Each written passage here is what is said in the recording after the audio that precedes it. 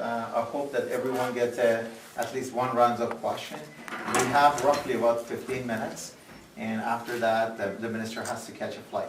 So really appreciate, we can start from one side and go to the others. So if you're all comfortable, stick to the 2 minutes. I think everybody can get a question. You had your hands up. Sure. Hi. Thank you very much for the time. My name is Amir Feriduni. I'm representing Radio PM Canada. Mr. Jowhari mentioned that you heard about the community. I would like to correct that. I think that was error. Was selected community, not a community, because that was based on invitation. As you may know, the regime of Iran has a history of the stoning prison. We have a lot of issue right now. The human rights is the main concern. And the actual community, I'm here as a refugee. So I left Iran in exile with my new home. And that's my new home. And I'm really concerned that where should I go after here? Because opening the relationship with the government that shows that history, they have a terrorism, they have a relation with the other government. Is it right to sacrifice human rights based on the economy relationship and other things? What would be your response for some people like me and people outside right now protesting against this relationship? What would be response that is to make sure that... I don't understand in which way is engagement, isolation, improve human rights. I think if we want to improve human rights, we need to engage the world. Not because we agree, but precisely because we disagree, we need to engage. That's my answer. I want to see human rights progressing everywhere in the world. For that, Canada must be in the world. If we want to stay here in Canada and to cut our links with all the regimes that are as awful as the one you mentioned, in which way will be helpful for the world? It would not be helpful. I'm sorry to interrupt, but you know the thing is, opening the embassy and opening this relationship is actually approving what's happening in Iran based on that against the human rights. I disagree. Engagement is not an agreement. Engagement is not an agreement. I fully disagree with any infringement about universal human rights. And I want to say that directly to the government of Iran. I want to be there to see in which way our diplomats, our cultural exchanges, our trade, our frankness may help to see improvement. If I'm out, if I stay here, and I don't engage the world, I cannot improve the world. And I will fail the world. The world is asking Canada to be back in the world. Your answer. In what extent you want just to open the relationship with Iranian government? Because Canada must be in a situation to protect its own interest, Okay. the interest of its allies, its populations, and to see how we may help the people of Iran. And it's very difficult to do that if you're not there. And what about those people with dual citizenship? If they capture them, is there any sort of facilitation to release them or something? Do you think? Dual citizens are citizens.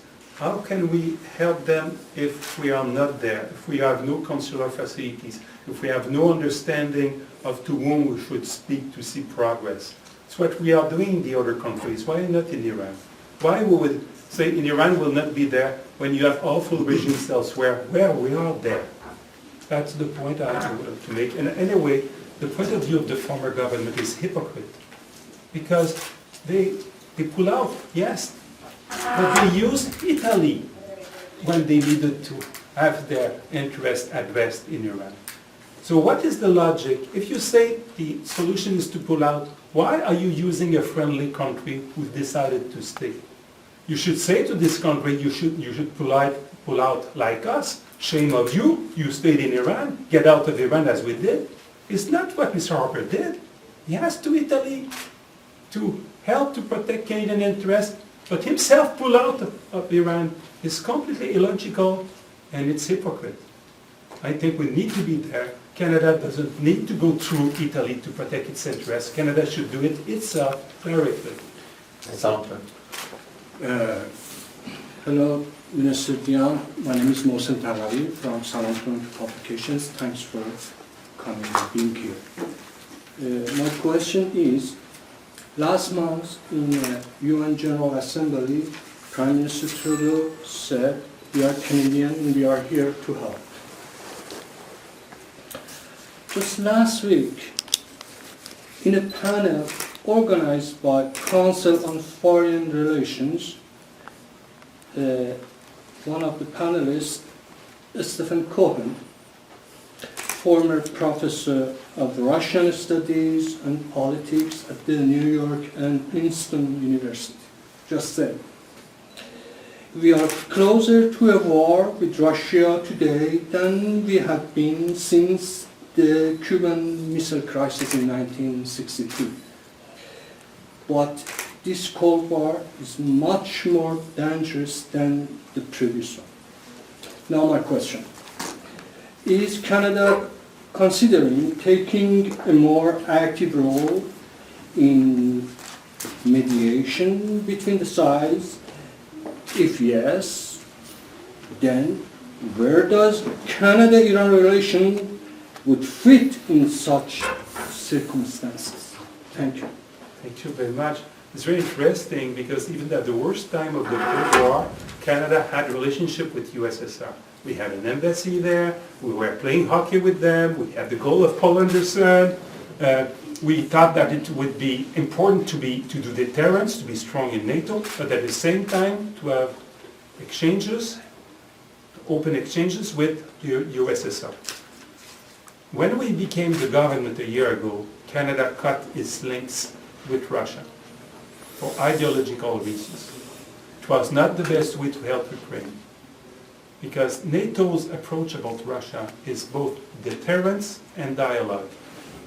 Deterrence, protest, we don't accept what they have done to Ukraine, we'll never accept it, we are supporting Ukraine big time, but dialogue, because one day we need to reconcile with Russia, otherwise it will be awfully detrimental for the world.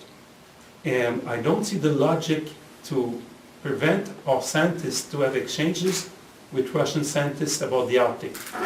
Canada and Russia together, it's 75% of the Arctic. The Arctic is the barometer of the world. At the time of climate change, we need to be good about our responsibility regarding the Arctic. We cannot do that without engaging the Russians. And I fail to understand in which way to cut the links with Russia about the Arctic is helping Ukraine. So you see, I think deterrence and dialogue is the solution that NATO supports, and everybody in NATO is asking us to have dialogue with Russia. So the same about Iran, the same approach. It's not because you engage Iran that you agree with this kind of regime. Precisely because you disagree, you need to engage. So we have two more questions. One is going to go to you and one is Thank you very much. Hello, nice to meet you. I'm Ramona from Iran Radio and TIM TV. My question to you is, are you looking at opening up a full-on embassy or consulate services? I guess it will be step by step. We'll see. It's difficult for me to do open strategy. Yes. But at the end of the day, we need to engage to protect our interests, the interests of our allies, and to see how we may improve human rights. Okay. Another question is, there is a gentleman who's a Canadian resident, Saeed Malakou, who's in jail for 8 years. Is this something that you would reach out if it's not a citizen in Iran, but also a resident? It's a Canadian resident, is not a citizen. We'll do our best for this gentleman. We'll do our best. It will be less difficult, still difficult, but less difficult if we have a relationship with the Iranian regime, if we knew who to address, how to make progress, as we are doing in other countries. Sometimes not with a good result, I agree, but sometimes we have good results. We have been able to free a man from Egypt recently, another one from China, and it has been successful with Dr. Uftar, thanks to ourselves, the work we have done, and what the people did, but also thanks to Switzerland, Italy, Oman. I would prefer Canada to be there directly. Absolutely. Thank you. Thank you very much. Thank you. Michael Shirvan, I'm a freelance, and I do investigative reporting on the lobbyists of the regime in Canada, of course. I have two questions. One is that how much ransom did you pay to release Mrs. Goodfire? That's the first question. What we have? Ransom. How much did you pay in order to get her released? And apparently, I'm not sure how much you're familiar with her. She has been in line with the philosophy of the regime in Iran. So anyway, that's the first one. And the second part is about the embassy, engagement you mentioned. The United States has been engaged with Iran for a long time, no embassy, and they have done as much as they could, and they would, or they want. There is no need for the embassy. And as you know, the embassy of the Islamic regime, it's not only a spying actually center, but also is a terrorist center for the regime. It has been proven. If you don't have the evidence, I can provide it to you. And why do you want to open a center of spying and terrorist regime, a terrorist center in Canada? And you know, as you know, 2013, the Canadian Parliament unanimously condemned the massacre of 1988. Where was the embassy? How did you actually engage with Iran in order to help with the human rights? Thank you. First, sir, I completely disagree about what you have said to Dr. Ukhtar, if I understand well. So I disagree with that. Second, no ransom, zero. There's no reason to think we have done so. It's not the approach at all.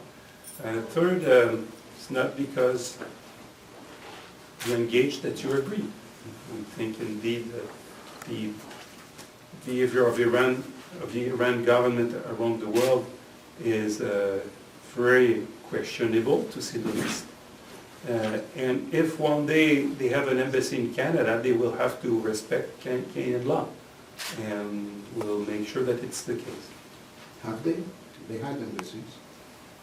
They don't have an embassy today. If they have one day, they will have to respect the law and to not threat our own population. We'll never accept that. Okay, we have 1 minute, so you can ask a 1-minute question. Well, short. What would be, or Canadian response, based on, I'm going to go back to that engagement and human rights, because it's really important how empower that engagement, how you can make that active. I'm not clear when we talk about engagement, and we are sure that the Iranians are not doing anything. It will not be only our government, but let's say that the Canadian Iranian population it will be easier for it to visit Iran, to have exchange with Iran. I think it's a positive consequence on the population of Iran to have access to the Canadian population that will visit them. To facilitate the ability to have exchanges people to people is better than to cut the links. Engagement is better than isolation. I would love to see my families after 18 years, but there is no assurance that I can go there and not be in prison. And that's how I'm seeing that is, I'm not sure how we can... I understand the difficulty in which you are. I'm just saying that if we facilitate people-to-people relationships, it will be good for the people of Iran. Thank So you. I thank everyone. Okay, thank you very much. Thank you, Minister. جمهوری اسلامی. Down with Islamic Republic of Iran! Down with Islamic Republic of Iran. Islamic regime out, out! Islamic regime out, out. Terrorist regime out, out! Terrorist regime out, out. Down with Islamic Republic of Iran! ما اینجا جمع شدیم برای اینکه استفان دیون وزیر امور خارجه کانادا با نماینده‌های ایرانی در پارلمان که اونها دارن لابی میکنن برای رژیم جمهوری اسلامی، دارن تلاش میکنن که دولت کانادا رابطه‌اش رو با رژیمی که زندانیان سیاسی رو داره اعدام میکنه، با رژیمی که داره زن رو سنگسار میکنه، با رژیمی که حتی اجازه نمیده خانواده زندانیان رژیم سیاسی که فرزندانشون رو از دست دادن بتونن مراسم بگیرن. رژیمی که تو سال 1988 بیش از 10,000 نفر زندانی سیاسی رو اعدام کرده در تابستان 67. خانواده ها نمیدونن بچه هاشون کجا دفن شدن، خانواده ها نمیدونن چه کسایی بچه هاشون رو اعدام کردن و دولت کانادا میخواد رابطه‌ش رو با رژیم جمهوری اسلامی برقرار بکنه. بعد شرم و ننگ بر نماینده‌های ایرانی در پارلمان که دارن لابی میکنن که رابطه جمهوری اسلامی با کانادا برقرار بشه. خانواده شرمشون بود چجوری میتونن سرشون رو به راحتی بر بالش بذارن و تو چشم امثال شعله پاکروانا، تو چشم امثال گوهر بهشتی‌ها، تو چشم امثال شهناز کریم بیگی‌ها، تو چشم امثال گلرخ ایرایی که به خاطر این نویسنده بودن 6 سال بهش حکم زندانی دادن، تو چشم امثال آرش صادقی که به خاطر فعالیت سیاسی در ایران بهش 19 سال زندانی سیاسی دادن. چجوری میتونن تو چشم اونا نگاه بکنن؟ ولی ما یک چیز رو تضمین میکنیم، ما چه سفارت باز بشه چه سفارت باز نشه اینجا رو گورستان رژیم جمهوری اسلامی میکنیم. اینو به مدیونیم و همراه با مردم در ایران میگیم زنده باد آزادی، زنده باد برابری، مرگ بر رژیم اسلامی.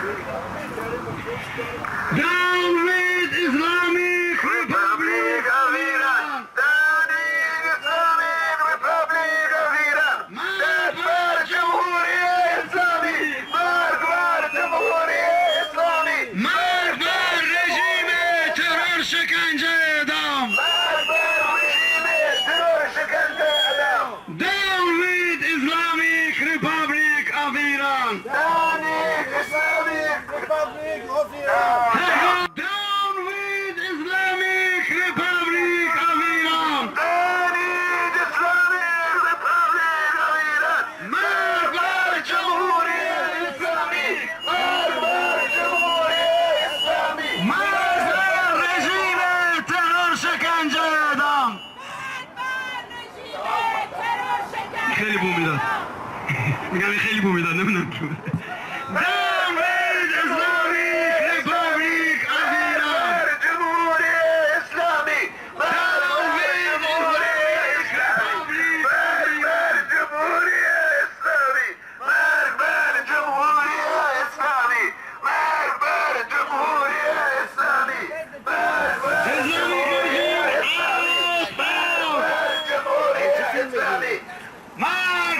جمهوری اسلامی!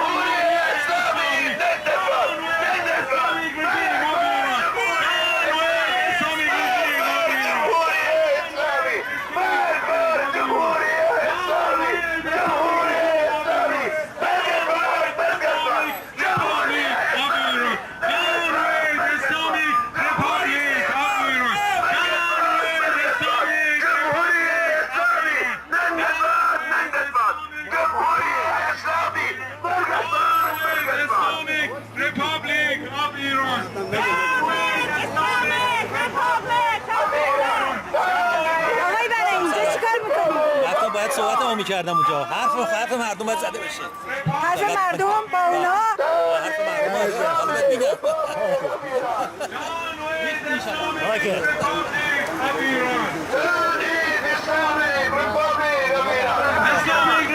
مرگ بر جمهوری اسلامی، مرگ بر جمهوری اسلامی، مرگ بر رژیم ترور شکنجه